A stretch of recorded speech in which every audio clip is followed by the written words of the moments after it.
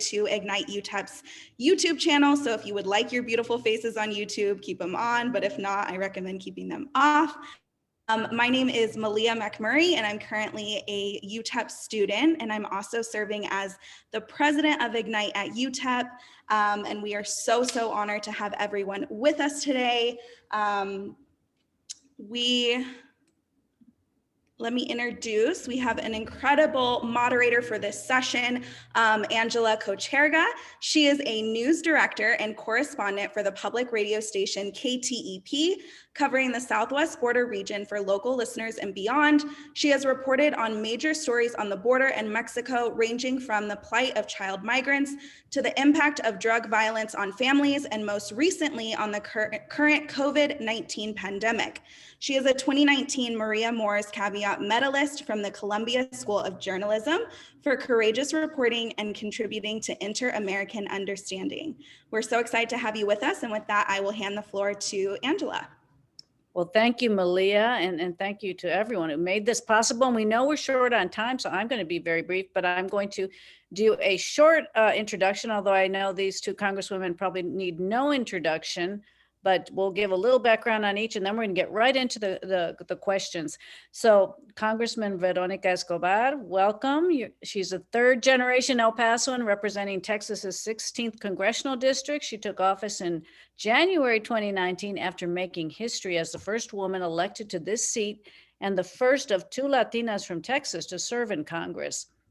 Congresswoman Escobar serves on the prestigious House Judiciary Committee, House Armed Services Committee, House Ethics Committee, and the House Select Committee on Climate Crisis. In addition, she serves as vice chair of the House Armed Services Subcommittee on Military Personnel. She holds leadership positions on both the Democratic Women's Caucus as vice chair and the Women's Working Group on Immigration Reform as co-chair. She's a member of the Congressional Hispanic Caucus, the Congressional Progressive Caucus, the New Democrat Coalition, and a co-founder of the Congressional Moms Task Force on Family Separation.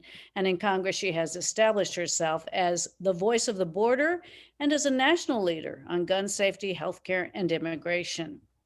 Congresswoman Sylvia Martinez. It's Garcia. Garcia, you know I was going to do that because I have a very close friend named Sylvia Martinez. I don't have any Martinez in the family that I'm aware of. Well, that's okay. I apologize because I knew I was going to do that because my friend Sylvia Martinez. I have been called worse, trust me.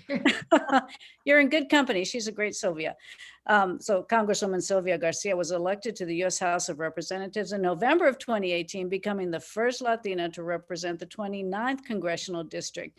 And she's a native of Palito Blanco, a South Texas farming community. The 8th of 10 children, Congresswoman Garcia saw her parents struggle to raise her and her siblings, and they taught her that hard work and a good education, with that she could accomplish anything. And Congresswoman Garcia has dedicated herself to success at school, and just as her parents believed in her future, she believes in the children of Texas and that they can do anything. And the Congresswoman serves on the House Judiciary Committee, the House Financial Services Committees. She's the first Hispanic and one of the first 3 women to ever serve as an impeachment manager in a presidential impeachment trial.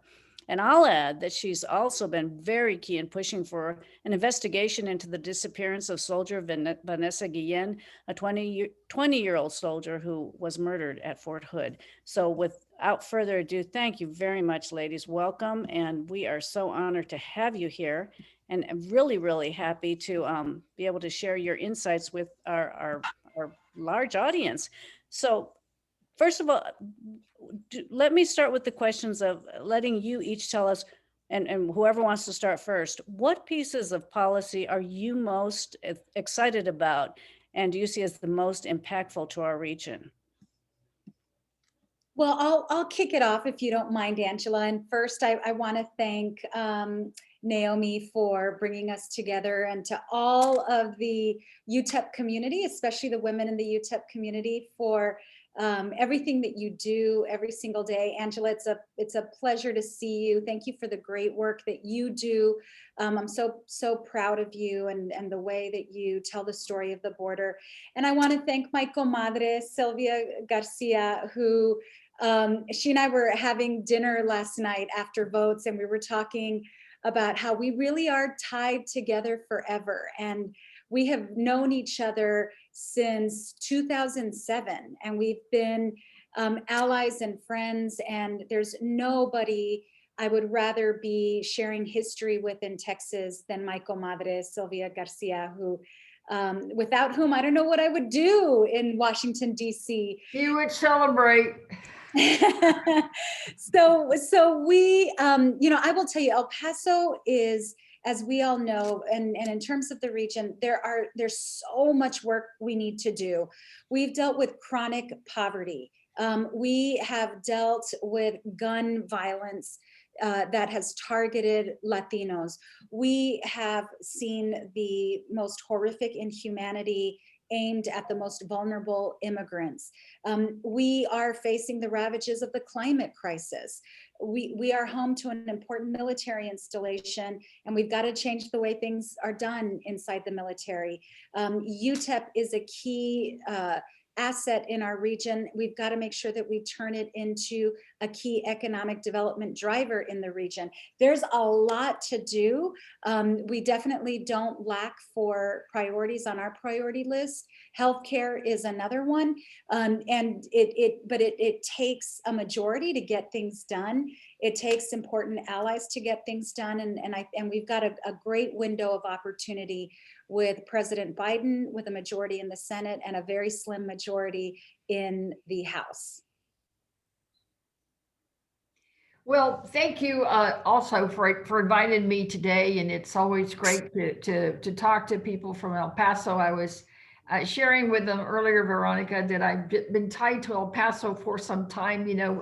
Senator Rodriguez and I were best friends. My best friend in college was also from El Paso, and my first chief of staff was as a judge was from El Paso. So I've had ties to El Paso for a number of years, and I was telling them, Veronica, that y'all were the smartest people in the room when you decided not to join the ERCOT grid, because you were spared what we went through in Houston when my house was colder than the outside, and the outside was 12 degrees, y'all.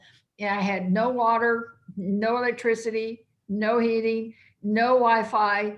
Even my cell phone was like at a pin drop of a bar. I was getting very little cell service. So didn't shower for about 3 days. After a while, I was already beginning to itch because I needed a shower, but managed to get through it. And unfortunately, there's still people in Houston that don't have clean drinking water because their pipes busted and they don't have the money for the repairs. So we're still working through all those things. I think the thing that's going to be really important for our region, it's going to be about the robust, comprehensive immigration reform that this country needs, that I think will help the Texas economy, will help our region in a very, very big way. I think, people think that Latinos are always concerned just about immigration. Well, there's a reason for that, because it's nuestra gente, it's our people, it's our peeps. We've got to be worried about that. So Veronica works so strongly for you all as a border district. And she is the voice for border districts in this country. And I tell her, once they cross your border at El Paso and keep moving, if they come to Houston, then I have to worry about the jobs, the housing, how they're taken care of, et cetera. So we work together on those issues, much like we work together on healthcare. We work together on all the issues in judiciary. I mean, if you read the book that this Norm Eisman wrote on the impeachment, we were mentioned in his book as the comadres of judiciary, because it wasn't just me and Veronica. It also included Debbie Merkersel-Powell, who's also Latina, of course, from Florida. And he described us as being the comadres of judiciary who had a conscience and always reminded them about certain things. So, y'all, it is about making history, and she's absolutely right. I couldn't think of a better person to make history with. I couldn't think of a better person to be written about in a book than with Veronica, because she has been steadfast in her passion, her courage, and her stamina going through everything that we've been through in the Congress, and also you all, of course, with the Walmart shootings. That's a lot. But you know, when things get tough, the tough get tougher, and you've got a tough cookie that you sent to Congress. So thank you all for sending her there, and I look forward to our discussion today. Well, let me ask both of you, and it's come up even in our brief discussion here about the idea of extremism. The gunman who traveled to El Paso said he wanted to kill Mexicans. He told police that and stop the Hispanic invasion. And he targeted El Paso because of who we are and where we live, the border. What can be done to identify extremists and the threat they pose to local communities? And since we are short on time, what lingering concerns do you have, both of you, following the siege of the US Capitol on January 6th? Well, I think first of all, that people have to acknowledge that it's there, it's real. It's nothing that we're making up. I mean, the attack was real. The sentiments before the attack were real. What the man said, the shooter in El Paso, was real, and they learned it from somewhere. It did come from the rhetoric from the White House. Now, the person in the White House is gone, but the rhetoric and the passion remains. So the FBI has got to do a better job of identifying and saying we do have domestic terrorism. My understanding is that the FBI doesn't even have a list of domestic terrorists like we do of the foreign terrorists, that they don't really classify white supremacy. I know we had a hearing in judiciary last year we asked questions about white supremacy, because there's not only attacks on racial issues against African Americans and people of color, that there is a rise on attacks on immigrants. The anti-immigrant rhetoric that came from the White House increased the number of attacks on immigrants. So I think the FBI and law enforcement has to do a better job of identifying them, tracking them, and making sure that they don't continue to grow and have a voice. I yield to Veronica. Agree. Yeah, I completely agree. And judiciary is the committee that type of legislation will go through. And it's part of why one of the subcommittees I chose, in addition to immigration, was the crime subcommittee, because that's where we'll be examining domestic terrorism. Angela, I think there's two things we've got to do. I think number one, we do have to carve out legislation and provide those resources that Sylvia just talked about that would give the FBI the ability to track and monitor basically white nationalists who make up the majority of domestic terrorists and their organizations. There's a real fine line with that legislation. We want to make sure that we preserve people's civil liberties and their privacy, right? I mean, we don't want to be impeding or stepping all over people's civil rights, but we've got to protect communities like ours. So legislation and resources are going to be key. That's number one. Number two, we've got to address the root cause of much of this. I mentioned white nationalism. Racism is the root cause of much of this. And I'll tell you, one of the things that I'm really worried about, especially as we begin to debate some of these immigration bills, which we're going to be doing next week as we put on the floor the Dream and Promise Act and the Farm Worker Modernization Act, and as we work to build support for a complete overhaul of our immigration system, we're going to see xenophobia and racist language continue to ramp up. And as we're seeing more vulnerable people arriving at our front door in places like El Paso, we are going to see more of that rhetoric ramp up.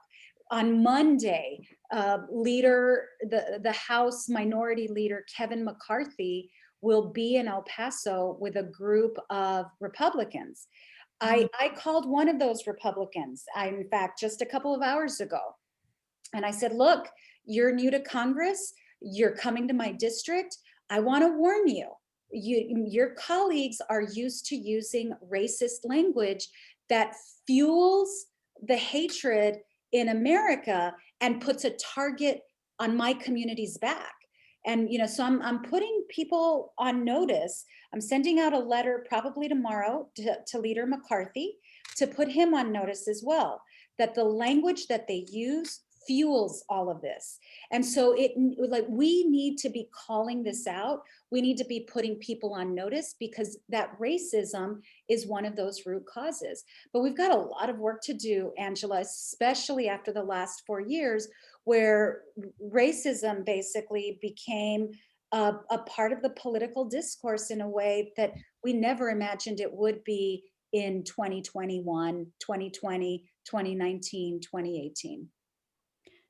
Do you want to, you also sent a letter recently to Governor Abbott, and we've certainly heard some rhetoric about what's happening on the border. Would you want to weigh in on that as well? Absolutely. You know, we have the obligation to treat migrants at our front door with humanity and with dignity. And the Biden administration is working to unravel the Trump policies and create an infrastructure that will do that. I'm willing to have some patience as they work through that and do some time, make that happen over time. I'm urging them to act, as quickly and efficiently as possible. But we've got to make sure that we process people humanely, but also safely in an era of COVID. Well, the federal government is providing resources to communities like ours to make sure that we test and quarantine any migrants who, number one, that we test every single migrant, and number two, that we quarantine those who have tested COVID positive. And what does our governor do? Instead of saying, thank you, FEMA, for helping keep our communities safe, he is blocking those funds. So our community and other communities on the border will not have access to the funds that we need to test and quarantine vulnerable migrants. So it's falling on the backs of the local community. And after he does that, he goes on every cable news show possible to talk about how quote unquote illegals are bringing COVID into Texas. So now on the one hand, he's removing the resources that will make us safe. And number two, he's fueling the hatred that makes us even less safe. Well, let me ask you both, and Congresswoman Garcia, in this type of political climate, what chance does immigration reform have during the Biden administration when this issue remains so polarizing? I mean, what would you like to see in a comprehensive bill that would improve conditions on the border, as well as deal with maybe some of the root causes back in the migrants' home countries? Well, first of all, I'm very, very hopeful because first, we have a president who's committed to a robust, comprehensive reform plan.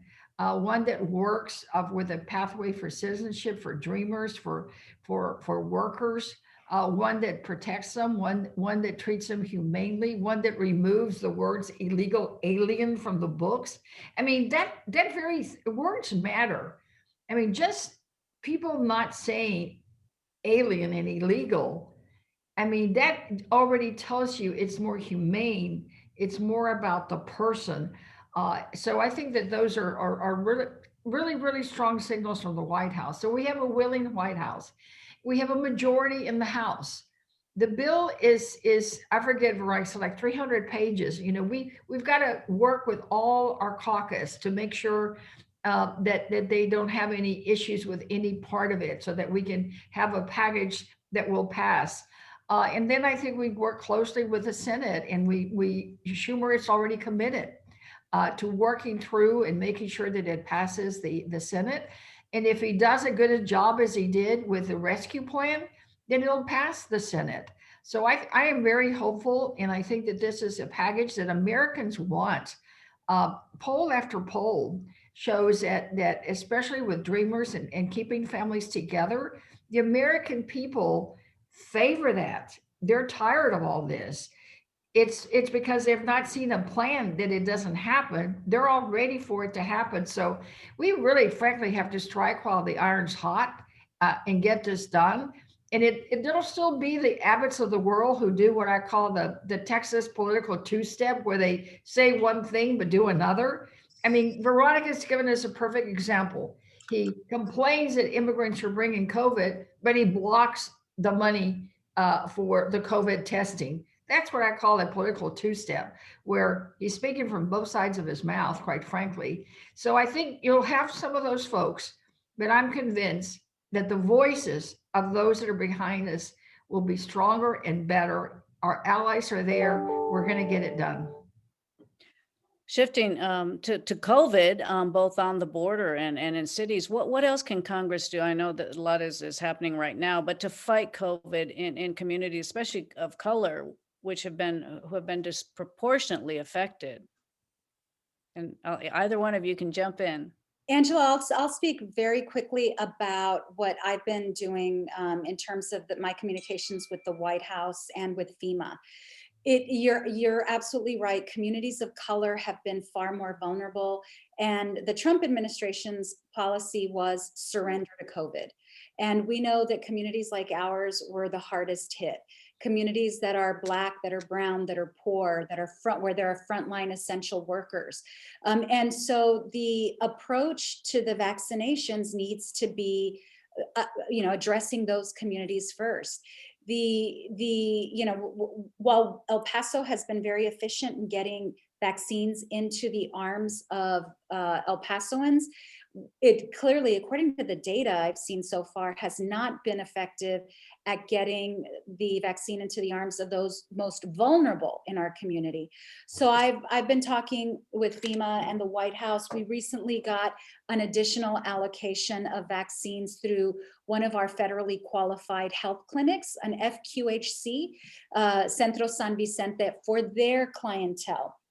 Their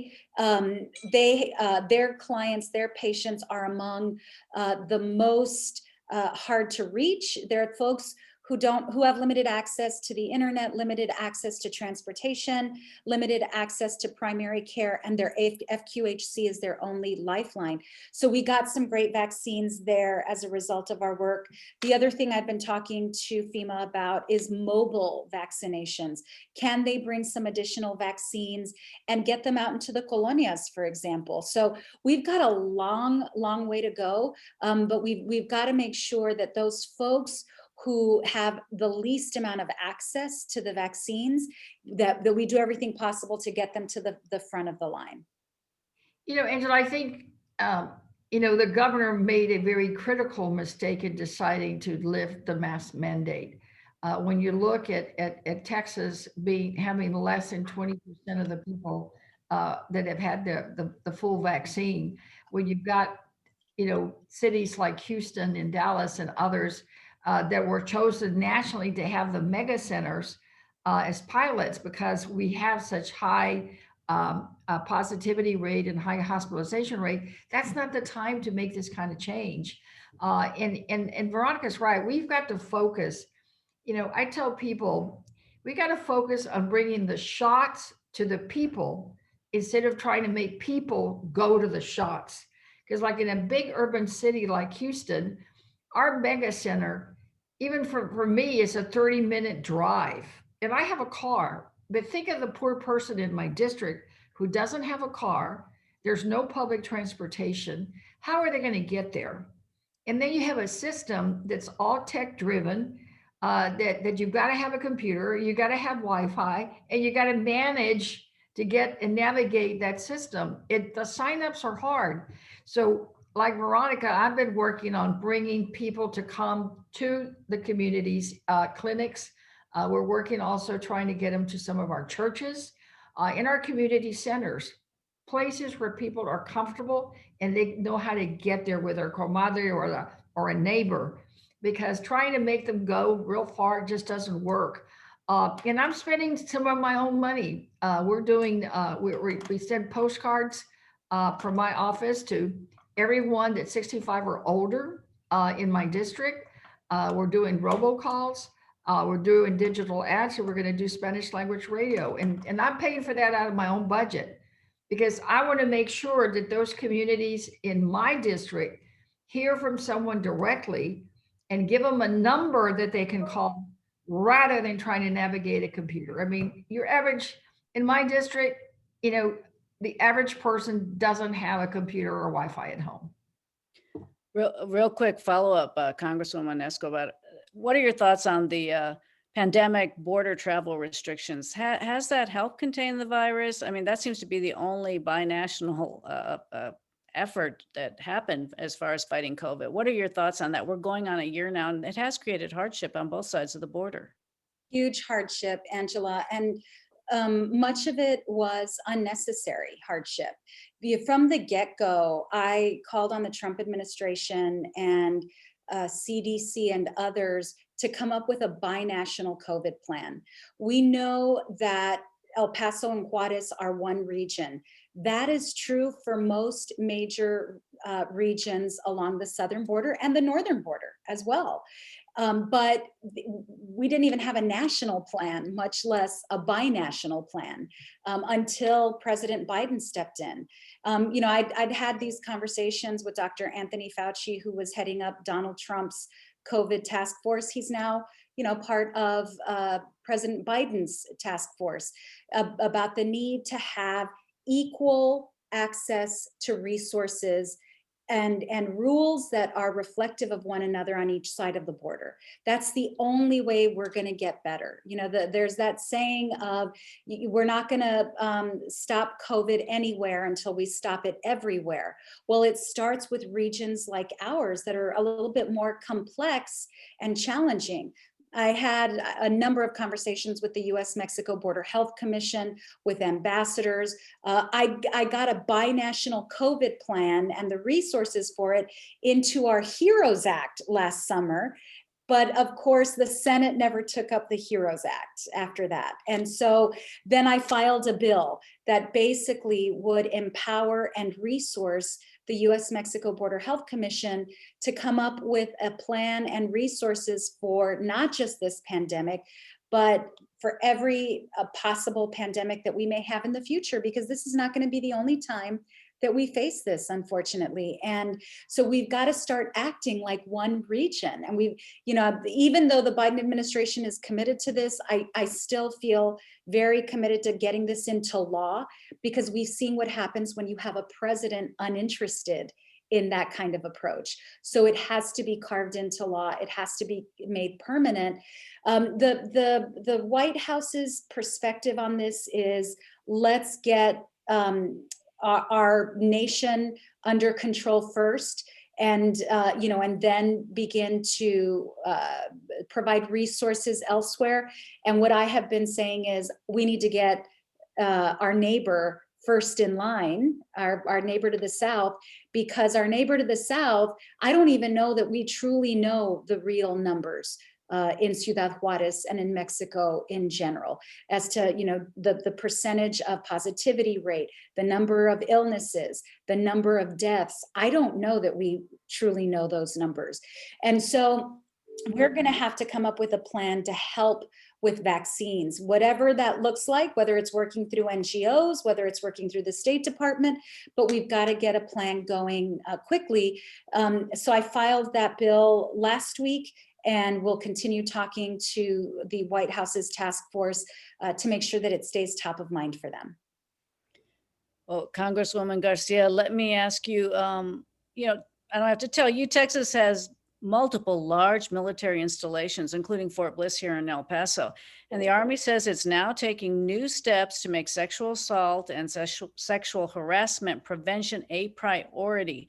What would you like to see following Vanessa Guillen's murder? And of course, we had a death on post here at Fort Bliss, soldier Asia Graham. So what would you like to see happen? Well, I mean, I'd like to make sure that those are just more than words in a report. I would like to see some action. I want not only the Army to act, I want all services to act.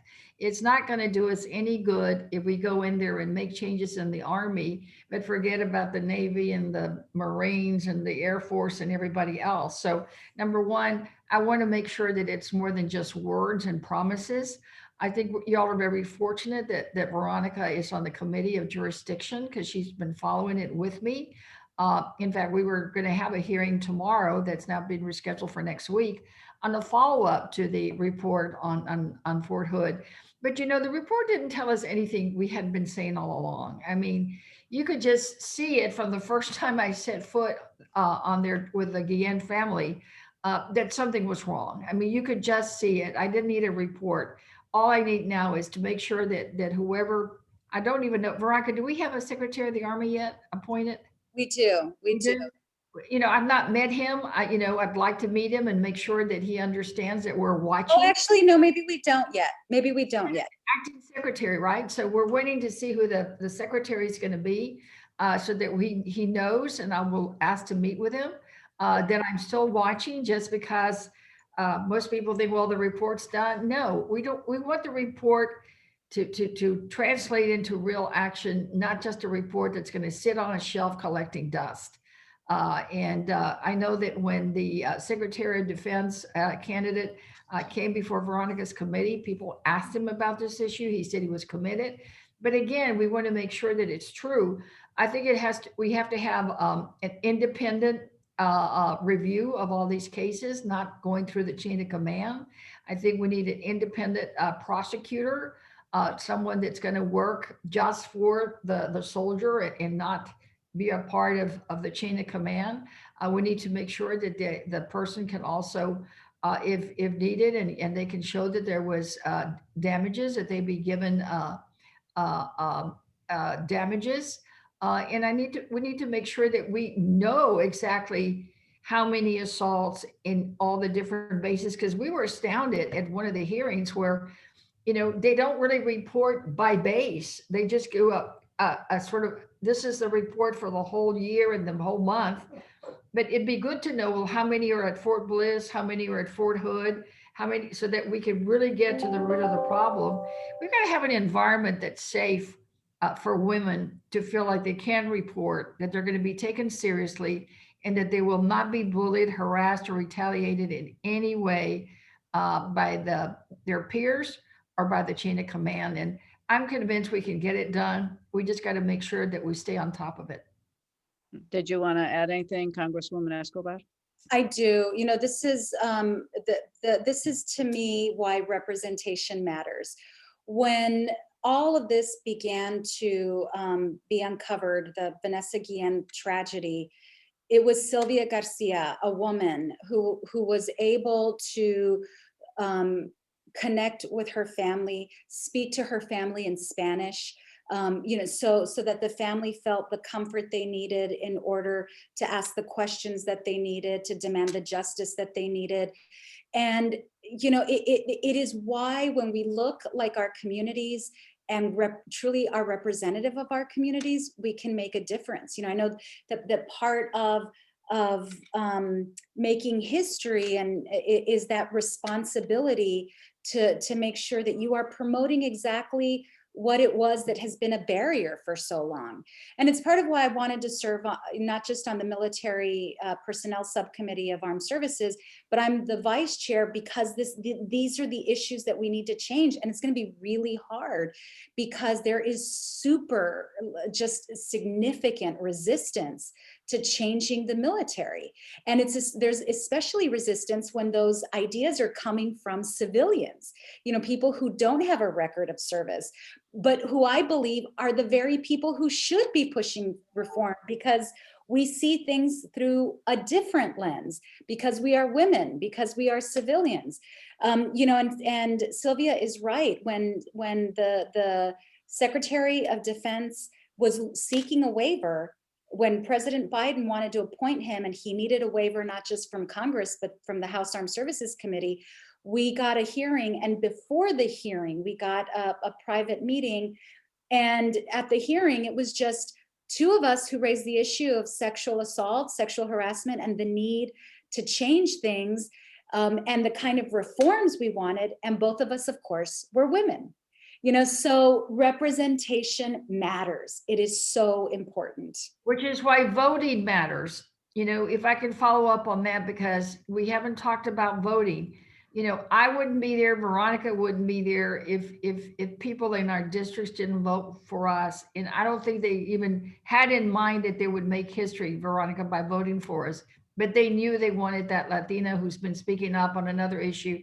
And I'll give you the perfect example. When I was in the primary this last time, there was, in fact, a couple of younger people who came and voted and just flat told me that they were voting because they saw me with Vanessa on the Vanessa Guillen case.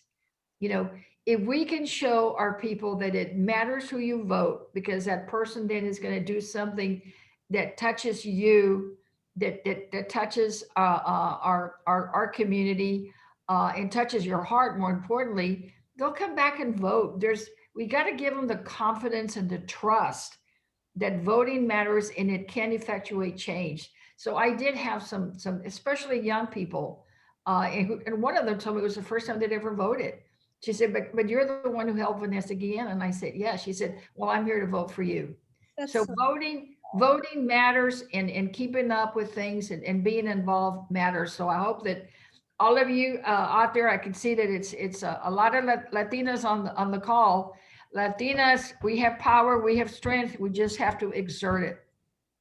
that's right. You are. Anything? Yes, voting. Anything else you want to add? We know you both have to leave soon. I'm going to ask one last question, and what, and definitely that engagement. What is it that you're most concerned about, and what is it that gives you hope as you do your daily work on behalf of your districts? Wow. Well, I'll start, Veronica, this time. I'll let you do the close. Um, I'm still very concerned about the attack on the Capitol and the attack on our democracy and our entire system of government. You know, I'm afraid that some people have forgotten about it. I'm afraid that some people didn't see how horrific it was, but how horrific it was not just in what happened, but what it could have done to our entire way of life. I mean, y'all, we could have gone to being a dictatorship today with Donald Trump being the dictator if he had succeeded. I mean, it was a real affront to everything that we believe in. And it's not over. We can't just simply say, oh, that was, 3 weeks ago, everything's fine now, because it can happen again. They're out there. They're still, last week we got Thursday canceled because there was chatter that they were coming on Thursday, and it's always targeting the Democrats. We cannot allow that to happen in our country. So you all need to be aware that those elements are out there. They're the same elements that attack our community, that attack women, that attack trans, for our trans friends. Are the same people that, they want everybody to look like them and believe like them. And if you don't, then you're from the other side. So that is my biggest worry, is that we may see another incident, within the next 3 to 4 months. And your biggest hope? Well, my biggest hope is that you all will see through this, that you'll see that it's important that we vote and that we speak up, and that we have trust in government, because there's a lot of elements out there who are trying to tell you different. So, watch out for the misinformation. If it's too hard to, if you look at it and say, that can't be true, you know what? It probably isn't. Look at your sources, and have trust in those of us who are here that you elect, because we truly are here for your best interest and to serve you as our constituents. So God bless. Thank you, Congresswoman Garcia. Angela, I think very much along the same lines as Sylvia. She and I lived through 2 impeachments of the same president. And the first impeachment, we debated the articles of impeachment, and the evidence was clear. I mean, it was complicated, but it was clear that we had a president who knew about and invited a foreign adversary to meddle in our democratic elections. It was shocking how much of a cover-up some of our colleagues chose to engage in. They wanted to distract. They didn't want to talk about it. And what became clear to me was how fragile our democracy is. And Sylvia's right. Like we have been trending toward authoritarianism over the last 4 years.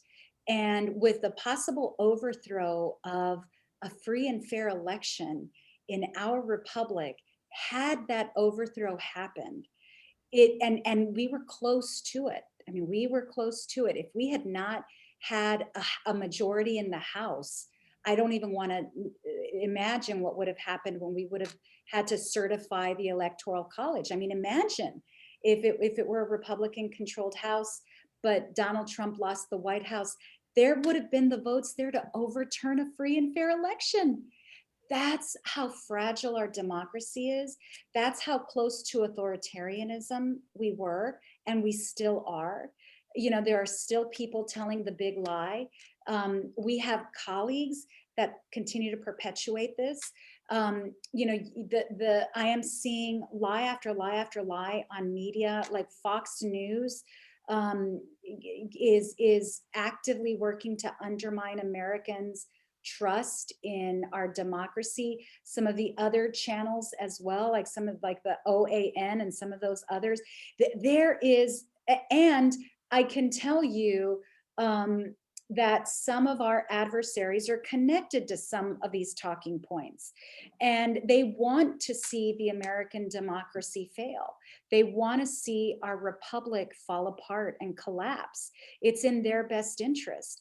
And so it's been shocking to me to see, number one, how fragile our democracy is.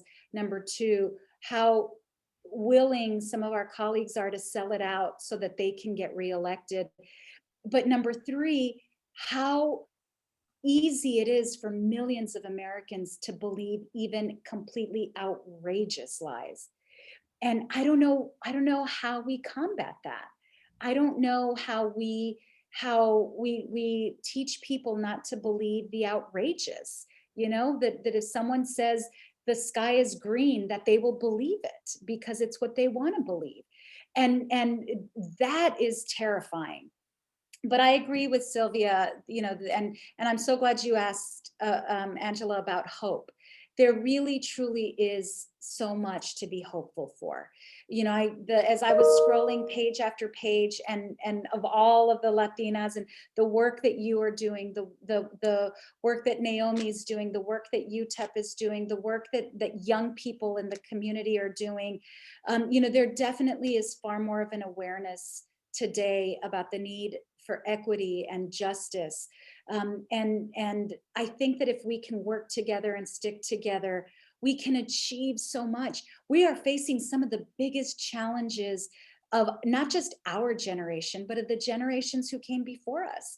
The climate crisis is the biggest, it's an existential challenge. The economic divide, the racial inequities, the COVID, a fair and humane immigration system. We could not be dealing with bigger challenges today.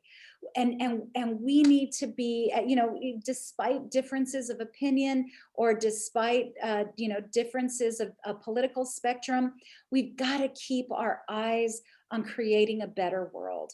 And I do feel hopeful, and I do feel confidence that we will do it and that we will continue to do it.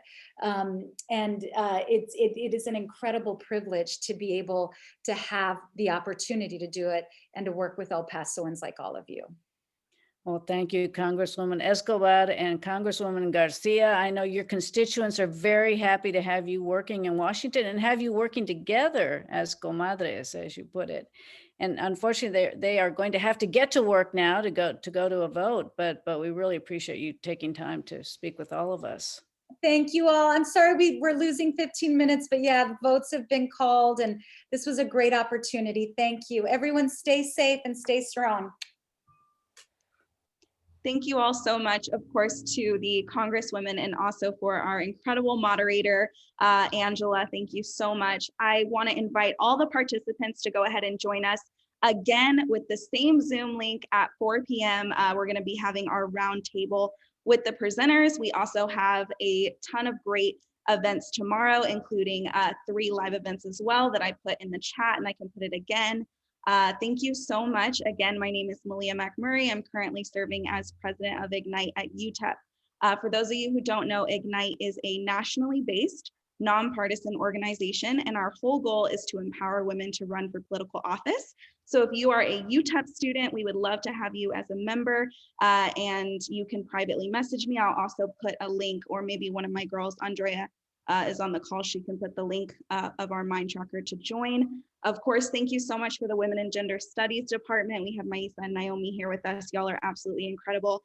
And we'll see everybody at 4 p.m. Thank you all, Naomi, Malia, and everyone who's participated. As I said, the participation is key. And Marisa, I really appreciate being part of this. Thank you all for attending and being part of our conference today. Thank you. Thank you so much, Angela and Malia, and thanks everyone who joined us today. Hope to see you at 4 o'clock. Bye-bye.